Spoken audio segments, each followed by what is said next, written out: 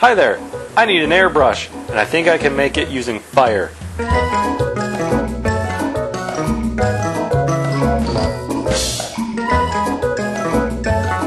Here's the setup I have today. Got a bunch of copper pipe, some solder, a blowtorch, a Dremel tool, a mysterious cup full of water, a monsoon outside that's constantly raining, and this paint air gun thingy. And I need to make an air gun thingy for paint and other stuff. Now you might be thinking, but Paul, that's an air gun thingy. Yeah, but I don't know. It seems like cheating to just start with a tool when I can make a crappier one with scrap that I have. Also, this is kind of big, and I need more this size. But I can use the same kind of theory behind why this works. It kind of works the way a carburetor does. To explain more, I'll take you to the drawing fridge. So much rain outside. It's like a hurricane, except hopefully not like a hurricane. Not like it at all. So traditionally, this is kind of how the things work. You can see, I'll put a picture of some of these on the internet or something for sale. You have this thing, right? You blow your hot air into this. This is, woo, that's air going through, right? It accelerates through this cone thing. When it comes blasting out of here, the air is going much faster. Now, when you take air and you move it really fast, you create a vacuum. So the faster it moves, the lower the pressure. You have this is a tube going down, and here's your water. Water, or paint mix, or whatever. That little vacuum here sucks the water up here. Wow, I can't even draw a straight line. This is Sharpie, too, so this is permanent, kind of. The air comes out of this tube, encounters the fast-moving air, and it mixes in and sprays it forward. And this kind of setup, it's much like how a carburetor works, except a carburetor usually has a venturi here and gas and stuff like that. Anyway, the fast-moving air creates a low-pressure zone, sucks the liquid up, and it gets kind of atomized, mixed, and sprayed.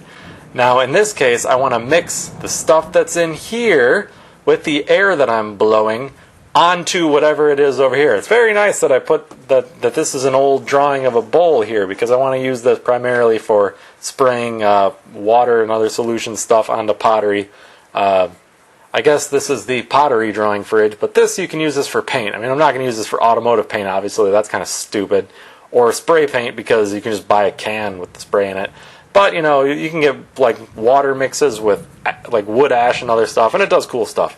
Anyway, that's not important. The important part is my mouth goes here, stuff goes here, thing that I want to get sprayed on is over here. And I can prove to you this. Whoa. Do you see that? Lights flicker. And lightning crashing. If I die, send help. Okay, so I don't have like a venturi, but if I blow through this pipe, this is one of my casting runner former pipes. I have this pipe down here, this pipe here, I place it right there, so it's blowing right over that opening, and blow really hard. Hopefully this will work. See? Do you see the water coming out? I don't know if you can see the water coming out, but that thing just got wet. That's how it's going to work. But holding it all like this is really annoying. So I got to find a way to attach this to that thing. You could go pro and even make like a lid and cut a hole in it, so this can like mount this to the lid, and then you'll need a vent so as the air escapes, as the water escapes, air can get in.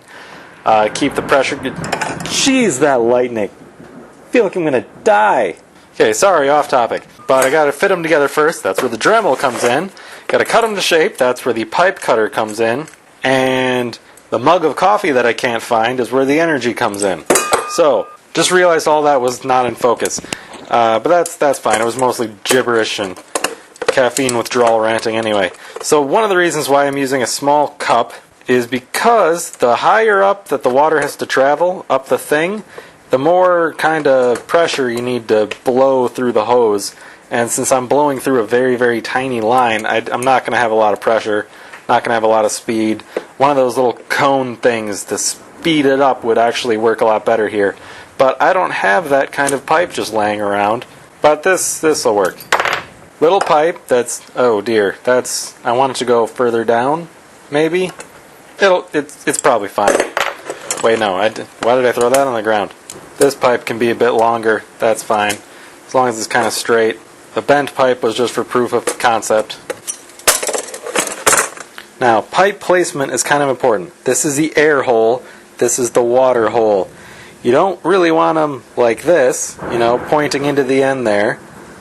You want it kind of straight up or maybe curved slightly, and you don't want this too far above, or the low pressure zone is not going to be right over the opening. So looking at the pictures of ones that already work, it looks like this pipe should be kind of pointing dead into it, slightly down. See that? So you can kind of get that acceleration effect by the end of this being slightly blocked by the end of that pipe. So there's a low pressure zone right at the end of this little vertical one. Hopefully that'll make a little more sense. I'm going to notch the air pipe out just a little bit so I can solder them together more flush. And to notch that out, this one, I'm going to use the Dremel. This Dremel that I totally didn't snag out of my work truck. The pipe cutter too, that's totally also not snagged out of my work truck. It was though, if I'm honest. Totally was. Don't really have the right kind of bit. It's another reason why I know it's taken from the work truck, is because it doesn't have a complete setup of the bits in here, because I tend to ruin them. Alright, we'll try these ones. Okay, I'm going to use this little bit thingy. Always remember your eye protection and other protection and stuff that's somewhere around here. What I'm going to do is just take out a little kind of notch here. Sharpie mark is not exact, did not measure, and other warnings. Okay, let her rip. Test fit in the notch. You can probably see better from this view. So I'm trying to put it in there. Not like on the end, but actually up in the airflow ever so slightly. See that little gap? I want to remove as much as that gap as possible, so it's a pretty flush fit. So hopefully the solder will do a better job connecting them. Even though it's not going to be very strong. Don't know why I'm being careful about this. 50-50 chance it doesn't even work.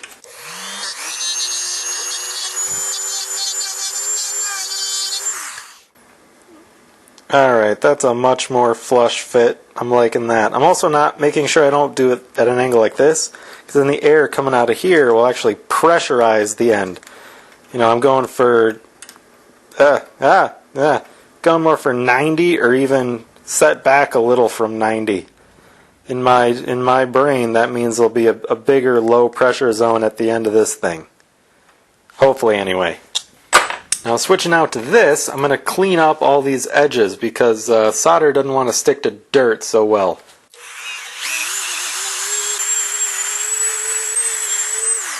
These little wire bits also do a great job just cleaning up metal in general, especially like castings that come out cruddy. I don't think I've ever shown that in a video, but like, see how cruddy this vise is right here? Now look at that. It's like shiny clean. So to set up for the solder joint, I'm going to clamp both of these in the vise in the position that I want them to be in. There. That's it's clamped in the way I want it. So I'm going to heat these up with a torch. Hopefully any of the heat if it gets too hot, hopefully some of the heat will transfer down the copper pipes, maybe into the vise, and I'll be able to use my what is admittedly way too chunky a solder to melt these together. This is lead-free solder, by the way. It's mostly tin. It's what I use to make tin bronze. I did not go to the hardware store to buy smaller solder, although there is some out in the driveway in the work truck. But since it is currently storming to end the world out there, I'm going to leave that. I'm going to leave that for later in case this fails. And before this all falls apart in a miserable puddle of sadness, let me remind you, although I solder quite frequently for work, it's all circuit board soldering.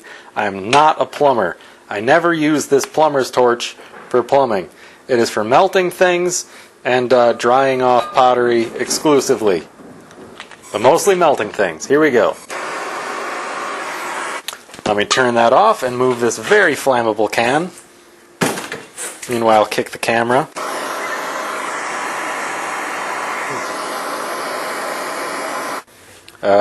Houston, we have a problem. This ain't working.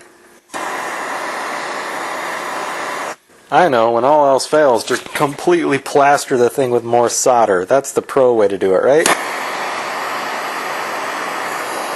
That's gotta be professional quality right there. Oh, it fell off just like professional solder joints. They're supposed to fall off, right? I feel like I should have had this flipped around. Oh, well, it's holding together. Okay. Maybe I can salvage this? There is absolutely no way that this is going to work clamped like this. I give this 107% chance of complete failure. Yup.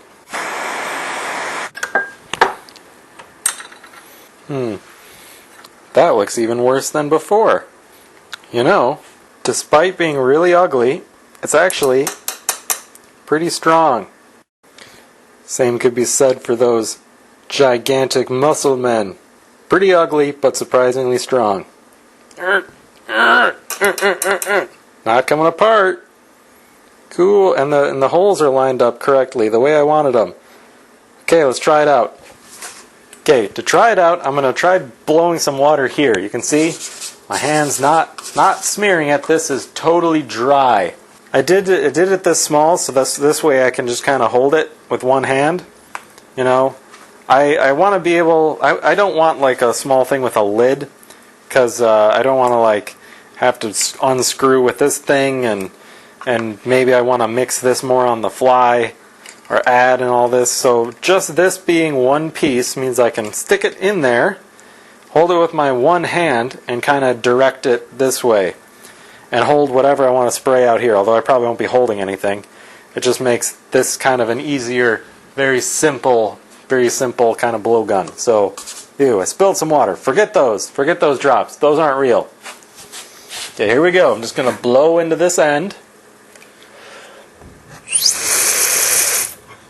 Boom!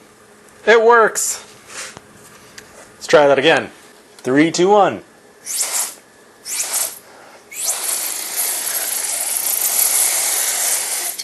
Cool. I have to go show my wife. Check it out. Stop it. There you go. Simple video. Very simple, very poorly done project. Sorry about that part, but it works. First off, I will likely redo this off camera with the actual soldering equipment that's in the work truck once the monsoon season is over, because this makes me sad. But it works so well, I want to talk to you about something. When it comes to tools in your garage, I've often heard I see people kind of in my day-to-day life like, oh, wouldn't it be cool if I could do this? But I don't have a insert tool here. Or, I only have a Harbor Freight stick welder or something. Well, I don't have a blowgun, and now I do. And it's ugly, and it sucks, but it works. So don't let something like the wrong whatever tool stop you from trying a project. It seems like most of those are people who are farming excuses, not cool things to do. If I can make this crappy copper pipe into a blowgun, an airbrush, you can do pretty much anything with a Harbor Freight stick welder. You know, you get what I'm saying here? Go make something, even if it sucks. It'll probably work. I mean, look at me. I have a good one of these that's air compressor powered. Sorry it's noisy, all the other bits are inside. And I have an air compressor. I still had more fun making this little pipe. Go make something. And use fire if you can. But if you burn your place down, I didn't tell you that. Got it? No lawyers. Be cool.